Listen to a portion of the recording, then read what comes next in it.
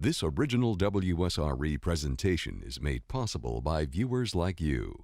Thank you.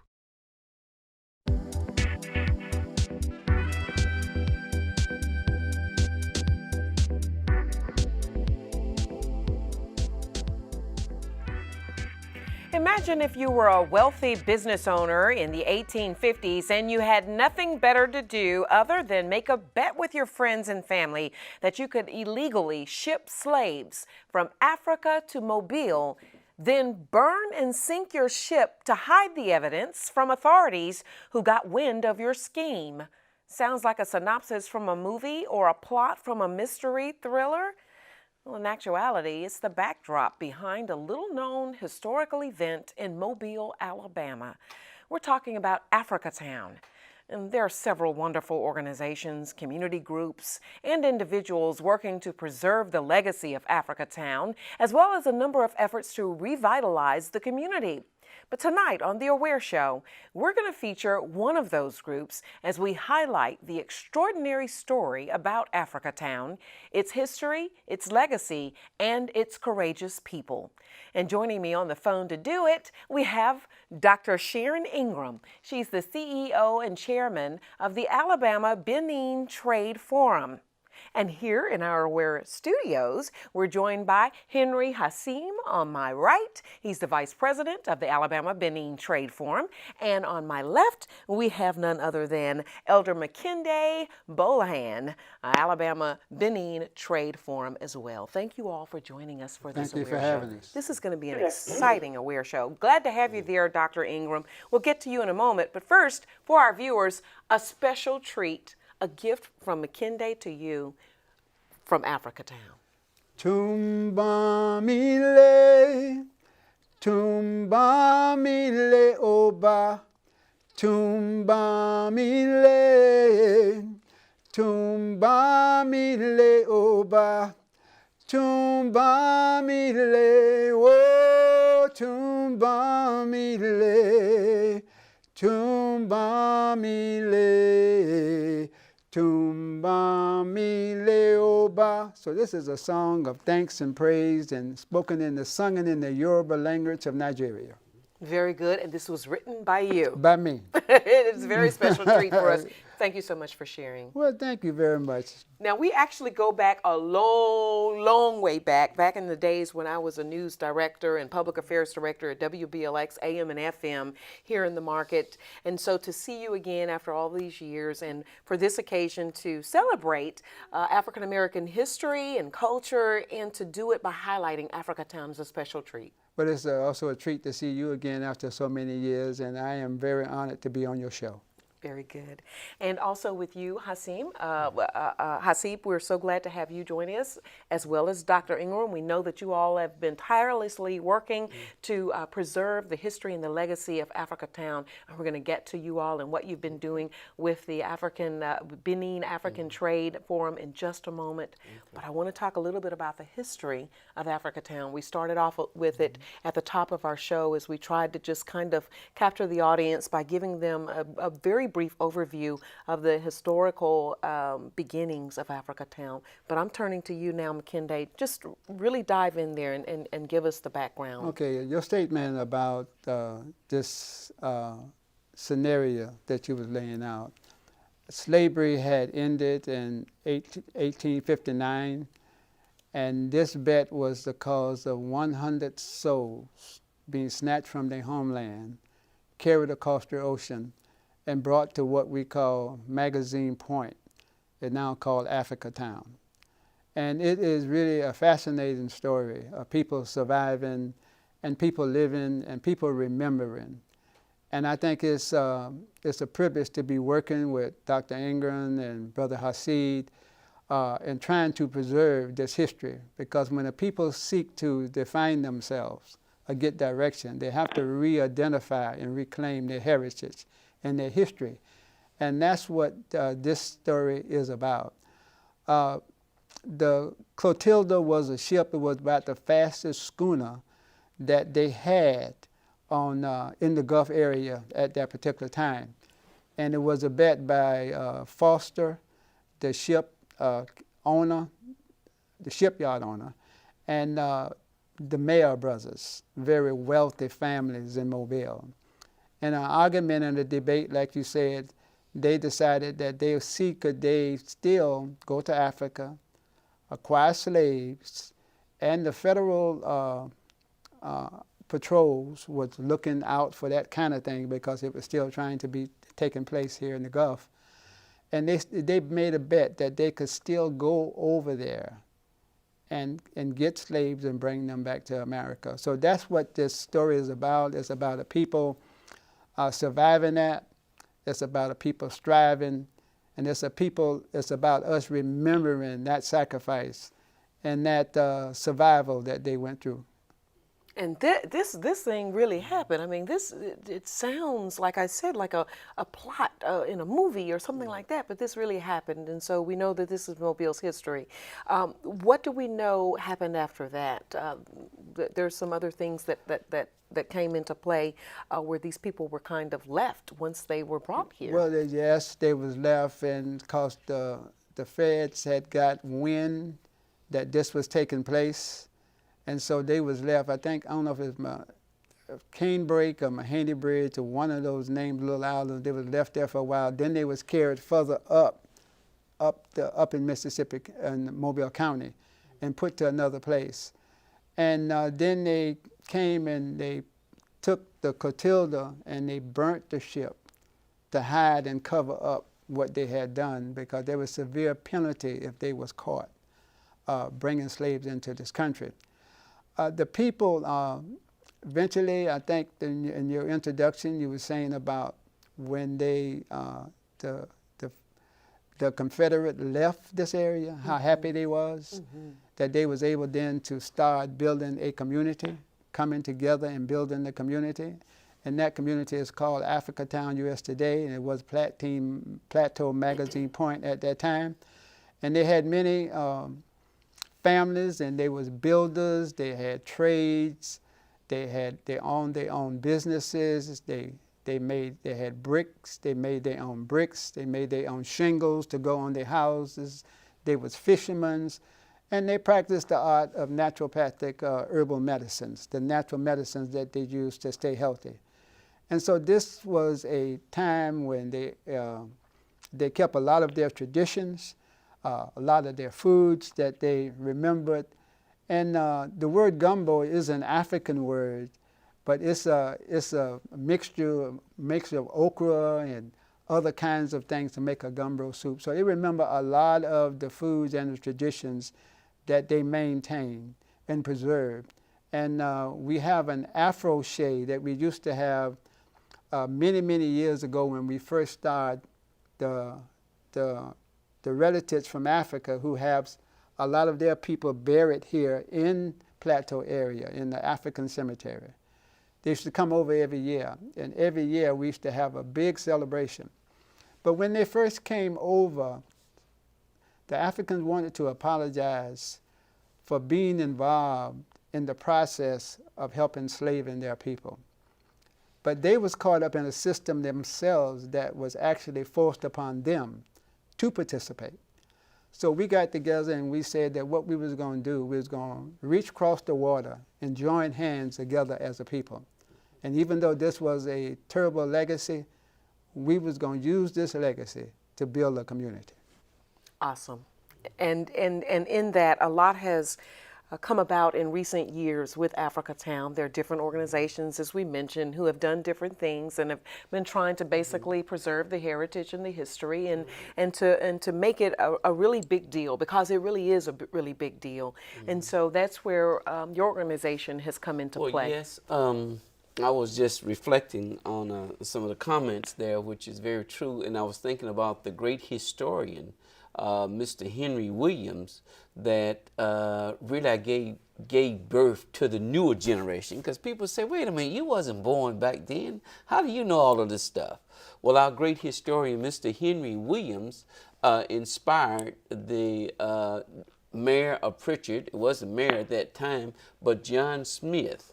And John Smith, after he became the mayor of Pritchard, he began to work with other government agencies and other people in the community to give us some recognition again of our heritage. Matter of fact, he traced his history back all the way back to Benin.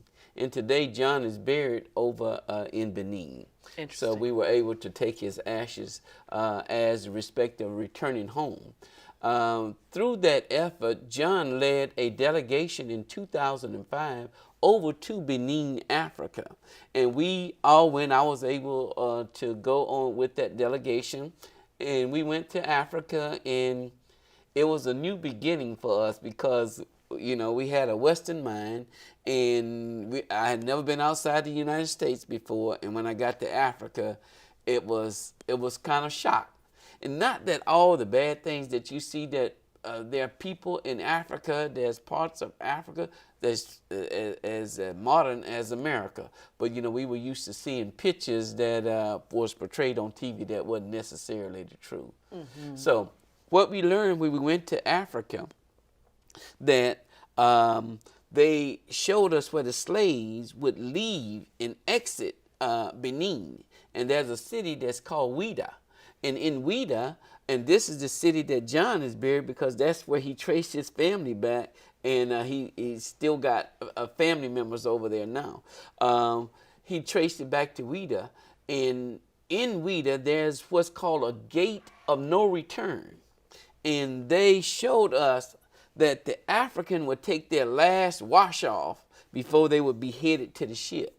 So a lot of times the slaves would be put under houses, and I've seen those houses. Matter of fact, we had a house like, sort of like, remind me of that I grew up in, and they were off of the ground.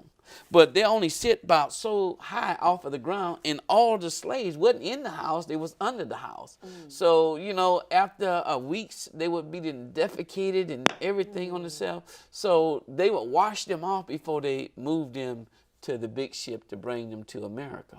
Now, in celebration of that in 2005, John Smith led us, a delegation of us, over to do a reconciliation. And in the country of Benin, in the city of Cotonou, they have now what's called a gate of return. So we had the gate of no return, and now we go over to celebrate the gate of return. And this is what a lot of descendants of the American slave is not aware of, that there's people in Africa that wants them, they don't have to go back to stay to Africa, but want them to know that they're welcome back home. That's really awesome. Dr. Ingram, we know that you're joining us on the line.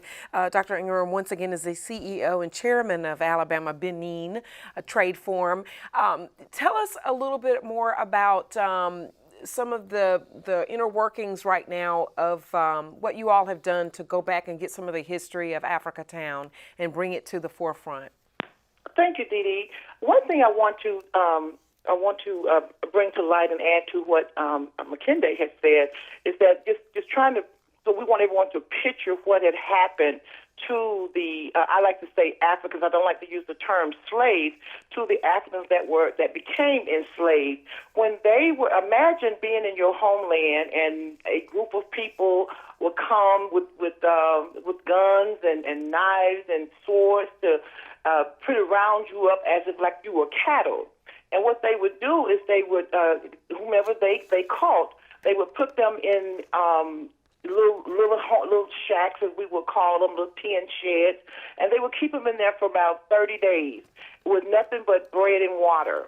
So whomever survived, those were the ones that they brought, took to the ship and brought to America. You can only imagine, this was children and women and men, but prior to them going through the door of no return, as Mr. Hasib had eloquently pointed out, is that there's a tree, and it's still in Ouida, that they would make them go around 3 times. And the purpose of that tree was that they were to forget their culture, forget their religion, and forget their homeland. So they had to do this ritual that their captors had made them to do. And once they came to Mobile, they tried to recreate their homeland. In one of the areas, as Mr. McKinday stated, Magazine Point, but there's another area called Plateau. and I actually visited Plateau in West Benin when I was there. So they continue to speak their native languages. They use a lot of African gardening, as Mr. McKendy alluded to, and their own cooking techniques. So they tried within themselves to try to remain as close as possible in touch with their heritage and their culture. And one thing that we want to note is that they tried everything possible to avoid any white people. And that was because that was their captors, and they was very much afraid of them. And so what we have done with the Alabama-Benin Forum is to make sure that that America, the world, is educated about the true history of what happened between Africa and ultimately in Mobile, Alabama. Most people don't even know, Didi, that Alabama is the last place that the Africans was brought to become enslaved. And so our vision is to make sure we educate our people and also to make sure that we don't return back to that type of environment or that type of mindset. Gotcha. Thank you so much for that input. Dr. Ingram, adding to McKendy and what he had said earlier, and I want to come back to you because, McKendy, you had also mentioned that there has been this, and that's what you all are doing, is this reconciliation now on behalf of Africa. But I also want to, as we talk about that going forward, I want to make sure that we kind of wrap up the story of the Clotilde. Whatever happened to the brothers and Captain Foster after what they did? Well, there was no trial. There was no punishment for that family. That family is still very wealthy in Mobile. And so a lot of the exploitation of not paying people wages, people become extremely wealthy. And that money been passed down from one generation to the next generation. So there was no penalty that was imposed upon them for that particular act. And so going forward, since we know what happened to them, we know that those who were survivors of Africatown picked up the pieces as best they could and began to put their lives back together again with their skills and their labor and the things that they knew from Africa and from life itself. And one of those, you getting ready to say something. I'm getting ready to zoom in and focus on Kujo Lewis. Go ahead. But I don't want to take you from where your frame of mind was taking. Okay. One of the last survivors, or the last survivor that's most talked about in all of this has been Kujo Lewis. Well, he was a tremendous man of fortitude and vision and a compassion for his community. He was a leader in his community. And he was one of the pillars of the community that held the community together. We had Pojo Allen, we have many others who was also involved at that particular time. But there was a very unique group of people, and like Dr. Ingram said, they desired to hold on to much of their culture as they possibly could hold on to. Because when you live in a predominant culture that's contrary or different from yours, if you don't pass that down, and one institution that they was very much involved in is the church, to try to preserve their heritage and history. And Union Baptist Church, as was established in 1870, as a matter of fact, the school that they opened, the one-room school, also at one time was being taught in Union Baptist Church. They believed in education. They believed that they was going to try to make a better way for their children, and they was willing to sacrifice for that purpose and for that cause. And then there's also Mobile County Training Center. You might as well go ahead and mention that as well as you speak about education. Yes, that was a part of the whole effort, because before they got a building to accommodate a whole lot of classrooms, they was operating out of Union Missionary Baptist Church. And I think it was also the Hope Baptist Church. They was operating out of that. And eventually they finally got another building and established that school. And I think it's one of the oldest schools in Mobile County. And so they believe that education and preserving their heritage and history and maintaining that cohesiveness was key to being on one accord. And I think that's a big problem that we suffer today because we don't embrace our culture.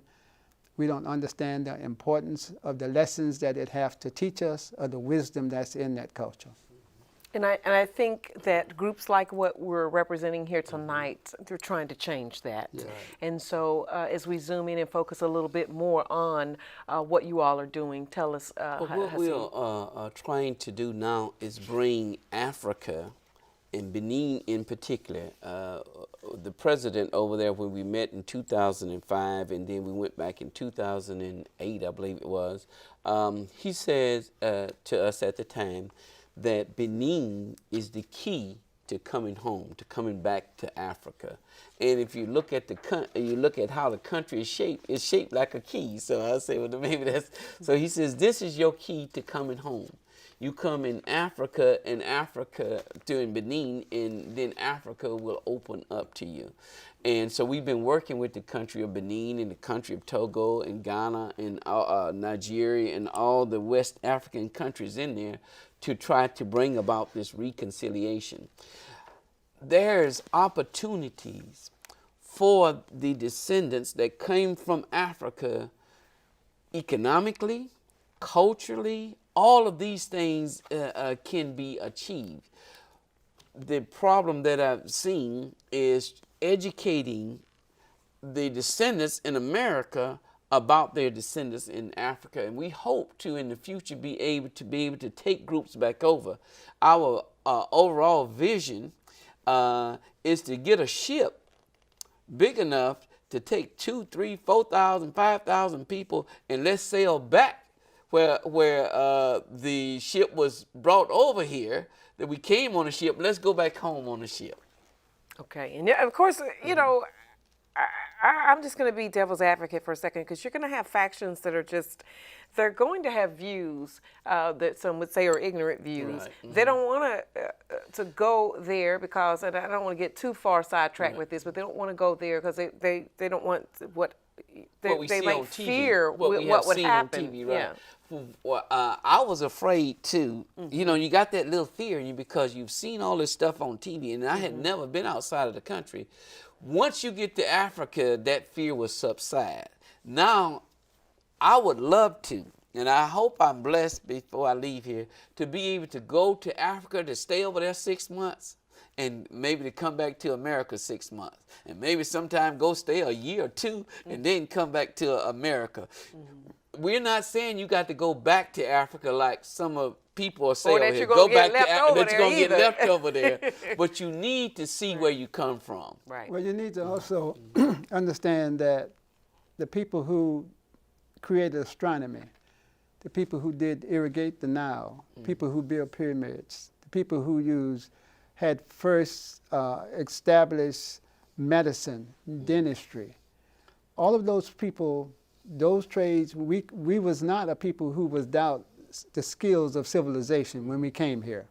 We came here knowing these things. So we didn't have no need to be civilized, even though that's the concept that people say. But if you see Mount Kilimanjaro, if you see the beautiful mountains and the valleys, if you see the boulevards with palm trees and 6 and 7 lanes, see, we only see Africa out of the eyes of someone who is trying to distort. But we have many people who vacation in Africa because it's the most beautiful place in the world. It is. And to rediscover that place and to reclaim that rich heritage. Because when civilization first began, it began on the African continent. Christianity did not come from Europe. It came from Africa. So many people have a lot of misconceptions because of what we've been told and what we've been taught. But all of that is just propaganda. Didi, I'd also like to add, to remind our viewers that, you know, slavery officially started in August in 1619. The first ship that came to America docked in Jamestown, Virginia. And something that's worth noting, that was 1 year prior to the Pilgrims landing. So we all hear about Thanksgiving, the Pilgrims started this, but the Africans were already here when the Pilgrims landed, and it officially ended December 6th in 1865. So that's 250 46 years that we were in bondage and that we were forced into servitude as slaves. And so it's very, very important, as Mr. McKenday and Mr. Hasid has pointed out, that we educate our children for the next generations and the next generation, so that they will know that they came from royalty. As Mr. McKenday just eloquently said, when they came, they were the doctors. They were the mathematicians. They were the sculptors. And so the propaganda in the United States via the media has most people, and including blacks, African Americans, to believe that Africa is this famine, disease country, that Nigeria exists because of oil. And we need to change the narrative. We need to change the landscape on that, so that that the United States and the world would know that Africa is gorgeous. It is beautiful. It is the most beautiful continent in the world. And as Mr. Henry just stated, I mean, when you go there, your first trip there, you're in awe. Because we, in this Western mindset, we've been fed all this propaganda all of our lives, and you go there, it's like, oh, this is like New York, this is like California. They're more advanced than we are.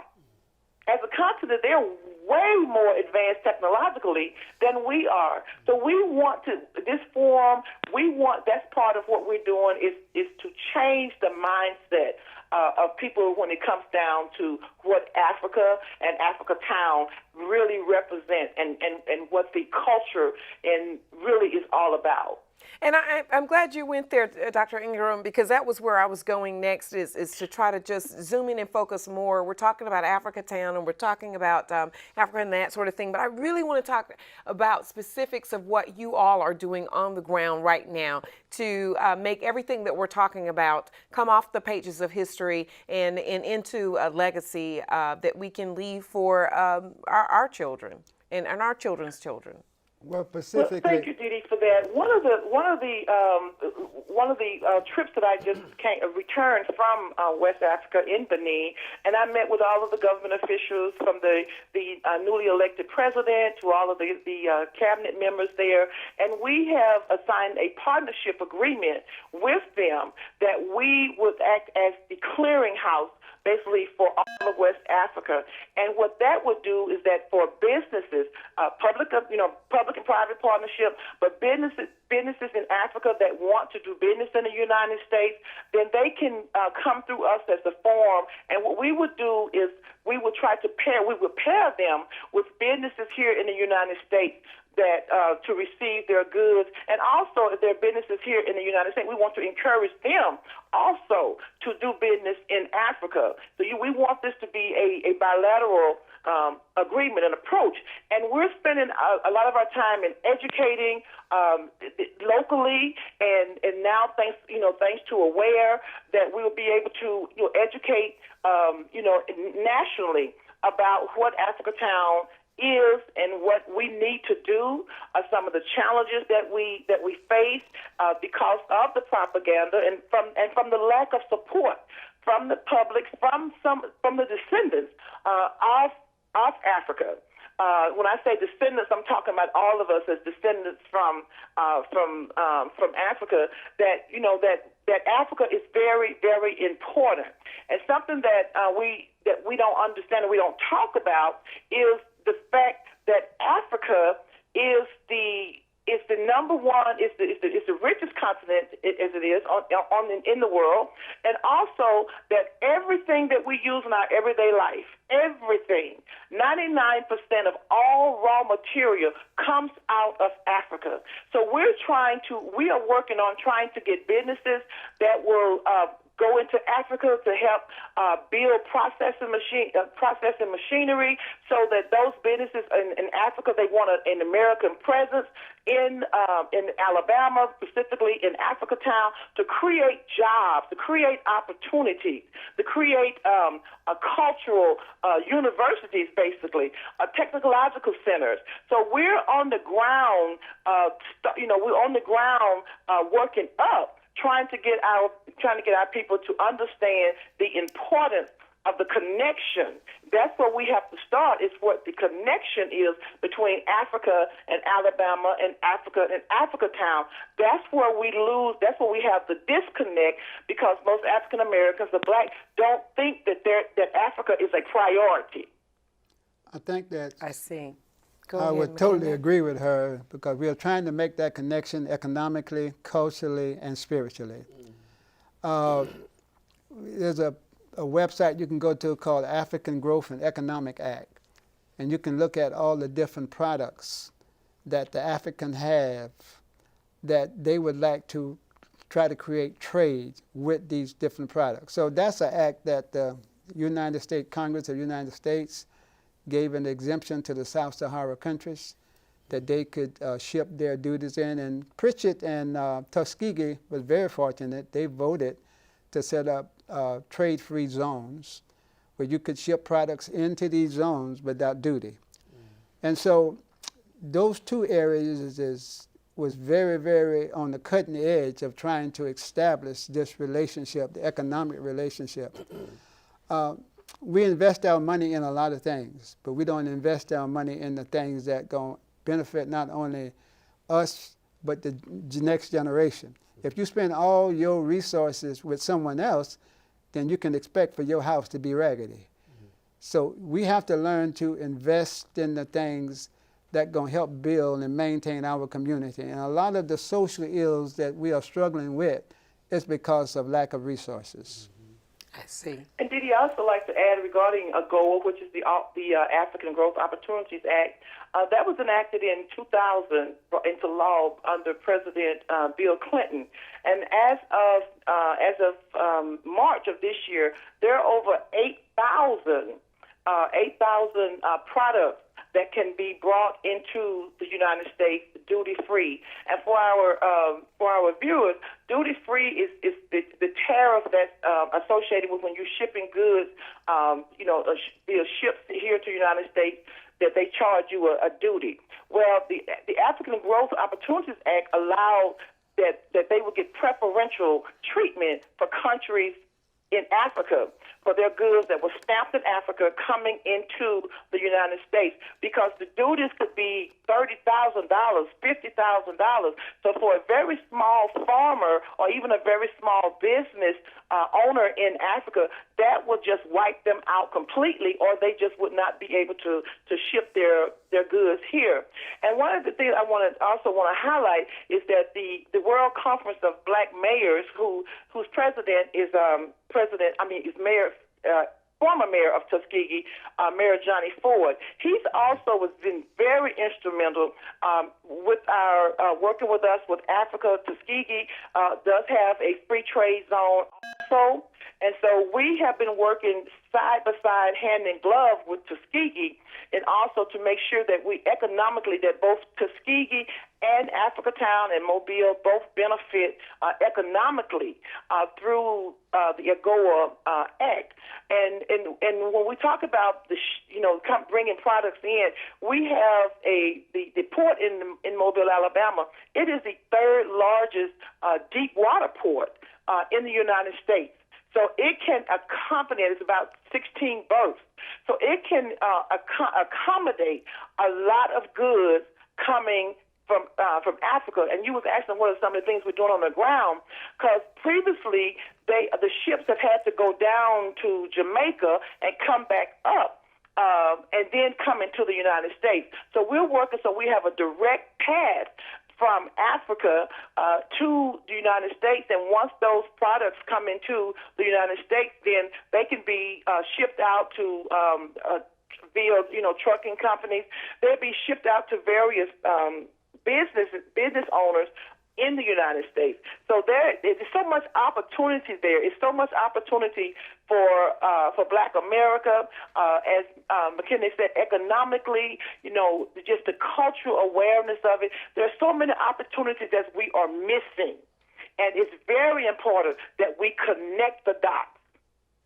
I see, and that's what you all are trying to do. You mentioned Mayor Ford of Tuskegee. I know you've mentioned former Pritchard Mayor John Smith. And also people don't know that Senator Michael Figures, former representative who's deceased, is very involved in trying to establish this. Henry Williams. Yeah, Henry Williams and Representative Bill Clark. All of these was instrumental in Mayor in Neal this also together, in Tuskegee was very instrumental in trying to help with this vision to bring it about. So in some regards, some of this vision has come to pass, even though some of these people are not amongst us to see it come to fruition. And then in other regards, there's still much more, as we see, to do. There's a lot of work to do. For instance, a lot of the historical sites need to be highlighted for people the tourists can come, because one of the visions was to start an African market where people can come in and see crafts being done, and they can come in and see a lot of the things, food, and have restaurants and hotels.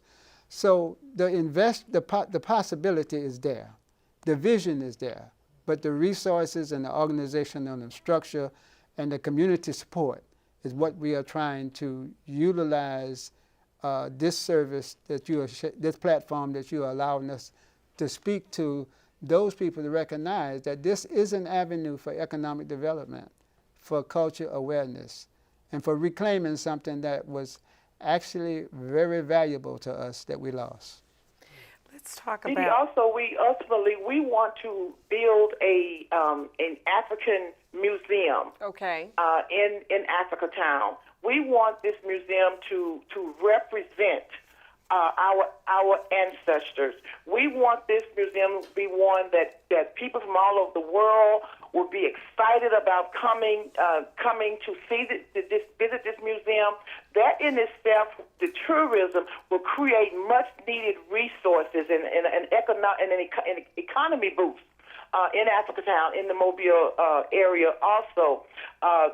We should have, I know we have the African American Museum in D.C., but we need a museum of that magnitude in the Mobile area, in Africatown, so that the community can showcase their pride and their heritage of our ancestors. And so that's something we're really working on. And of course, that's going to take a lot of financing, a lot of public-private partnerships, and we're looking for all of that. We're looking for investors. We're looking for, we want to partner with schools. We want to partner with other institutions to make this museum to become a reality. I see. And so when we talk about Africatown, we've mentioned Plateau and Magazine Point and some other. What particular area are we talking about? Because this is bigger than just that. Well, there is a designated park that's been set aside and to be marked as a historical designated area. But we cannot just keep it in that part of the county. We have to also take in the communities that also need to be a vibrant part of this. But the museum, we also was looking at a park. We were looking at a African park where there would be boats and all kinds of things to be there, be a place where people can go and relax and enjoy themselves. We were looking at a replica of the Clotilda to be a part of a museum as well. So we do have a lot of plans that have been discussed over the years about how to bring this about. The vision is here. The commitment, Dr. Ingram have been very leading out now and been committed. Lately, she had picked up the torch to move this idea forward, and she had went over to Africa and visit, like she said, and met a lot of the people. So but we don't have enough organization. That's what I wanted to get to. What are some of your challenges? Right. That's we've been kind of off and on hinting about them, but what are some of the challenges, Hasib? Well, one thing I wanted to mention, just so we'll know that we do have a new Africatown bridge. over there too. So you can enter Africatown through the Africatown Bridge. Gotcha. It's named Thank you after for putting that in there. but some of the challenges that we have, one of them, as we said before, is education of the people. To really know their history. That's a big issue, because I think once people know more about where they come from, then they'll begin to look at it different. Economics. There's so many economic opportunities for us to invest in Africa, and for Africa to be able to invest in us over here. But we're not connecting the dots, and that's what we're trying to do, is connect the dots. It's going to take monies in order to bring these things about. But so we encourage our people to get together with their few pennies and nickels. They understand that we're not the super rich, as you said. We can't sit back and make bets like that. But we can pool our resources so we can invest in Africa, and the return, I can guarantee, would be far greater than the investment. You don't want to make a bet, but if you build it, they will come. No, I'm just kidding. That's right.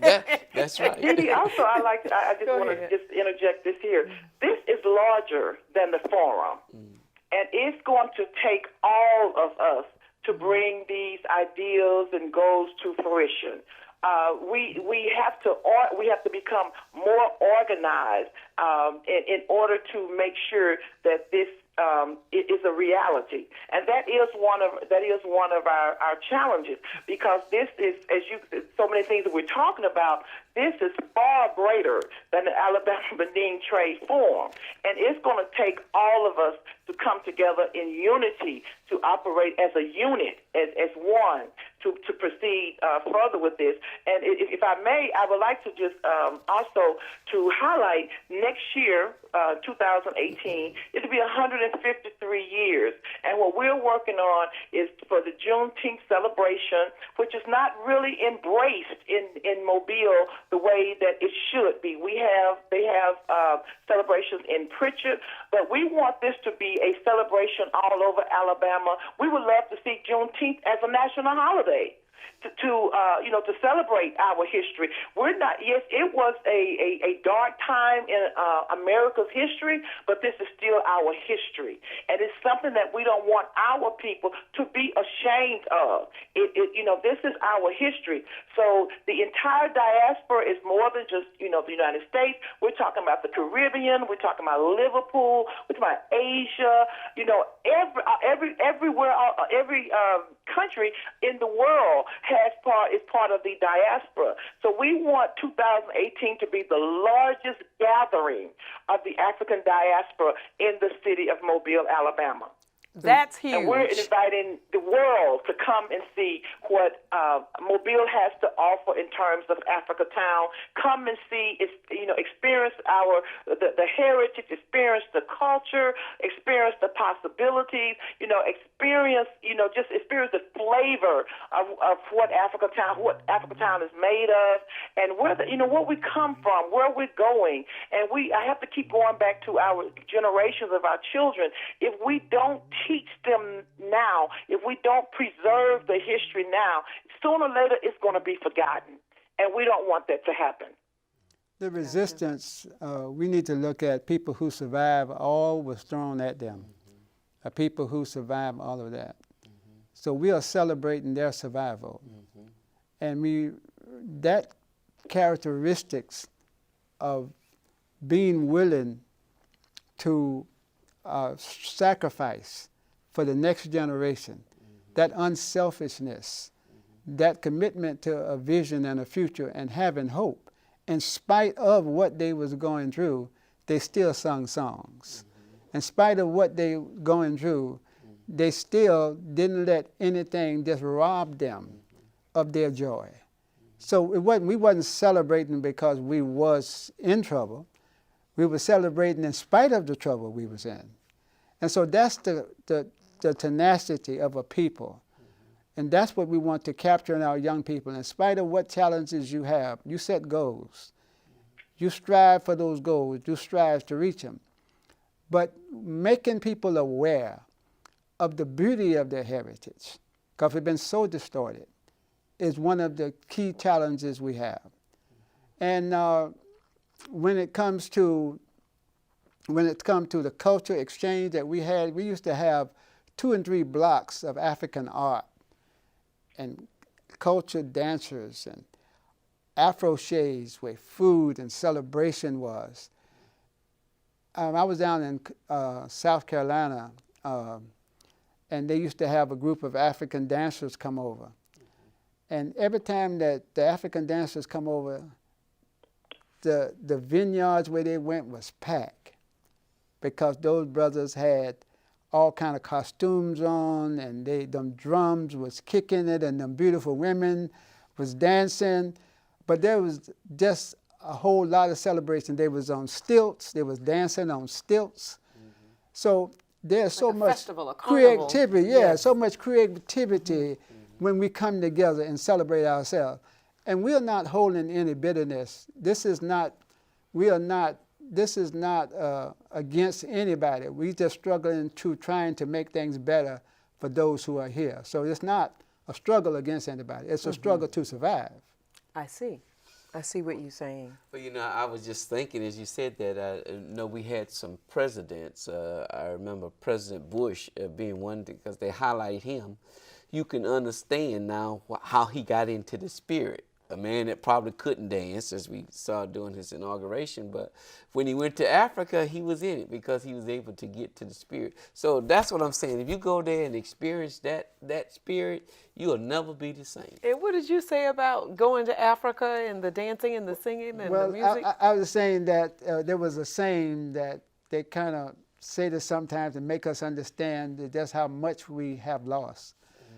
When they catch the plane and they go to Africa, some of the brothers be on the tarmac and they be playing the African drums. And when you pass by and you didn't get it, there was no response from you, they said, well, yeah, he have lost his soul in America. Uh-oh. and before we're gonna do a little something special for our viewers in just a moment. But speaking of lost souls, but certainly not forgotten, souls in the grave sites in Africatown. Can we just mention them a little bit as we talk about what is there and what's left in terms of having actual, not just proof that they were there and that they are still there, but that these people, their lives, their legacy lives on, even though they're there resting. It does, and when the African families come over, they always come to visit their loved ones in the cemetery. The cemetery is being kept up and preserved so that we can visit, and so some of it is being restored because some of it had at one time was going through some ruins, and so it's a lot of focus is on making sure that we respect those who have went before us and the legacy they have left. In the old Plateau Cemetery of Africatown's graveyard, and I understand we also pulled up some images of Kujo Lewis's monument and his site that we had as well in remembering him, the last survivor of the Clotilda as well. You've brought some musical instruments here on a more upbeat, that's the photo that we had of him and his wife. But here on our set of Aware, we have the opportunity to have some instruments here that Makinde is going to introduce us to and perhaps play as he did at the top of the show. This is called the Karumba.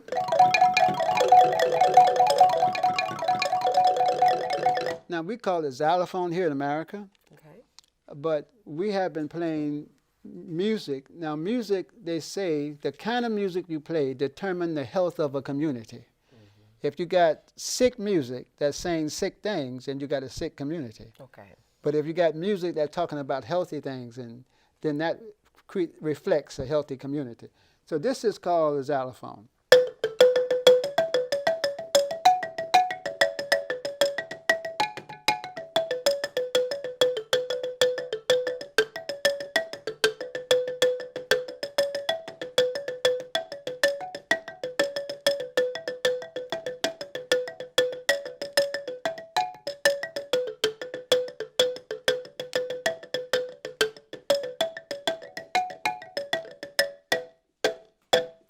And that's how that sounds. I love it. And this particular instrument? Okay, this is called an African music box. Okay.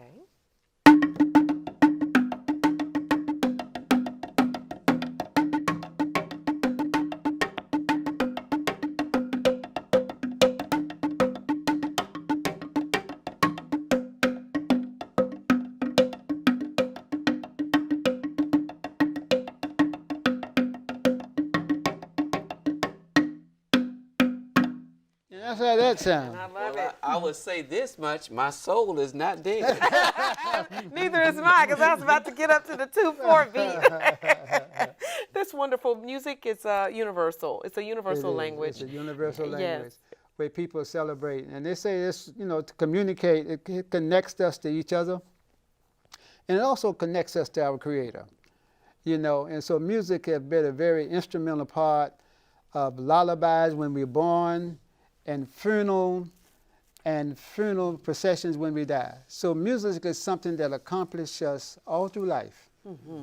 When we celebrate, when we do things, so music is just an intricate part of who we are. And so since we're celebrating, talking about Africatown and all that other good stuff, I appreciate you for bringing and highlighting music here as we do that. So that's just a wonderful way to just work that in. I love it a whole lot. Thank you very much. We know that you brought something as well. Well, this was one of the T-shirts that we sold during the Africatown event here, and this has got a picture of Kujo Lewis and his wife, and a replica of the ship that brought us over here. Okay. And on the back of it, it's got some of the ancestries of how it went down. And some of these people we did get a chance to meet of Kujo Lewis and those people. A lot of them, well, we got a younger generation, but a lot of them now is deceased that knew the history. And we have to learn how to preserve our history. Gotcha. And Dr. Ingram, as we get ready to close here, do you have any closing comments on the vision that you have for Africatown and the forum? Yes, I thank you again, Dee Dee. I was thinking about when Mr. Henry was talking about our history and what we have in our office. I thought maybe he was going to bring that out, but we actually have a Benin museum within our office. Oh, nice. So you guys are serious. I let Mr. Henry discuss that more because him and his wife painstakingly put that together. Well, yes, we do, and it kind of tells some of the history of our people in Africa. We went over there and some of the festivals that they have, and it also shows the progress that we made in America to show that we not, because we even given a bad light in America. So some of the great inventions and all, we highlight those things. But everyone's welcome to come and see. We got a one room, and it'll take you an hour to get through it. Really? Yes. That's really awesome. Yes, we It's got a great lot what of you all are good doing. information. So where will we see you all in the next few years? Well, I envision us trying to make this connection. If we don't take the ship in the next few years, we definitely going to take a plane. I said if we can't get a ship load, we'll get a plane load. Or train. No, just kidding. Just to be able to see, because the more people that we're able, and we're talking about the ancestry, other people visit Africa all the time. And when they do, they come back. All races of people. I met over there, and people come every year. They come back. They pay their own money to go back to Africa because of the experience they get. So if they can get it, we can get it too. I have not been there, but it's on my bucket list. All right. And Dee Dee, also, Go ahead, Dr. Ingram. Mention here, you was talking about our vision. The Alabama Benin Trade Forum, what our vision of the African Economic Initiative and Africatown is really to work to promote innovative immigration solutions. When I say that, I'm talking about to have our African brothers and sisters to come here to the United States, and those of us to go to Africa, and then to work for policy for Africa's participation in the global economy, because that's very, very important. And some of our initiatives include, a collaborative alliance with all government institutions, whether it be Africa and here in the United States, obviously with businesses and corporate leaders. We definitely need private investors and trade partners in America and also in Africa, so that we can continue to have a dialogue and, create a great global economic policy debate, basically, on Africa's role in the global economic development. And once we do that, it in turn thus helping Africatown to grow, because Africatown is Africa and Africa is Africatown. All right, and we're going to bring up a bulletin board here in case someone wants additional information about Africatown, and of course this organization making some big strides and planning to do some even bigger strides in the future with the Alabama Benin Trade Forum, as she said, bringing Africa to us and us going to Africa in many ways, and so that's awesome. Closing remarks, Well, McKinney? my last remark would be, it's a bye-bye song. It's called Tumbamile, Tumbamile Oba, Tumbamile, Tumbamile Oba, Tumbamile, oh, Tumbamile, Tumbamile. Bye-bye. I enjoyed you. Peace. That's what that meant. Bless you. Bless you. Well, I'd like to just say, with the economic piece and all that we're working on, put in your plans to visit Africa. And there you have and it. you will be a changed person. I love it a lot. And you, Dr. Ingram, last remark, 20 seconds. I just want to say it is a pleasure. It has been a pleasure to be on the Aware Show, and we just thank you so much for inviting us. We're so glad that you could be here. Sorry you couldn't be on the set. Maybe next time. But we thank you for joining us by telephone. Thank you, Henry. Thank you, McKinney, as always. Thank you for having us. We want to thank you all, and we hope to see some of your plans and your unearthing of our rich history and culture and the African American community to come in the future. Like many other stories in the African American community, oftentimes the history has been either lost, stolen, destroyed, altered, erased, or ignored. The strength of the courageous survivors of the Clotilda live on in all of those who are working to preserve the history, heritage, and culture in Mobile and with our sister nation, Benin, Africa. The last known survivor of the Clotilda, Kujo Lewis, once described a joyous moment in his life when the Confederates fled Mobile in April of 1865. And in his own words, he said this: "After they free us, you understand me? We so glad we made the drum beat like we were on our own African soil." Well, the United Nations used this account in 2009 to commemorate the victims of the transatlantic slavery to illustrate a moment of Africans claiming their freedom. Well, Aware is using those words of Kujo Lewis to actually pay tribute to the history and legacy that they left behind. For all of us here, thank you so much for joining us. You can also join us at WSRE.org/aware. We're also on YouTube. Until next time, I'm Dee Dee Sharp saying, stay informed and stay aware.